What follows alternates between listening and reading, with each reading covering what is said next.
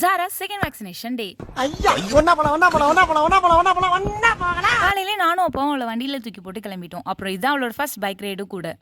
ஏதோ ஏகம் எழுதே ஆழம் தரு. இந்த ஹாஸ்பிட்டல் தான் கூட்டிட்டு வந்தோம். இங்கெல்லாம் போட முடியாது, பஞ்சமட்டி போங்கன்னு பத்தி விட்டாங்க. நாங்களும் தேடுறோம் கண்ணு கெட்டின தூரம் வரைக்கும் ஹாஸ்பிட்டல்ல காணும்.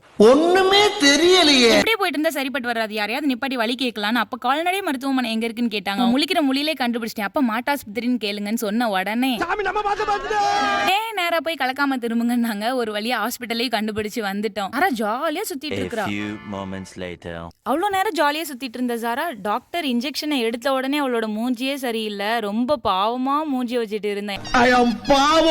ஊசி போட்ட உடனே கத்திட்டே அப்படியே முன்னாடி போயிட்டா. ஊசி வெளியில வந்துருது. எனக்கே பயமாயிருச்சு. அப்புறம் இன்னொரு கதை போட்டு விட்டாங்க. ரொம்ப பாவமா இருந்தது.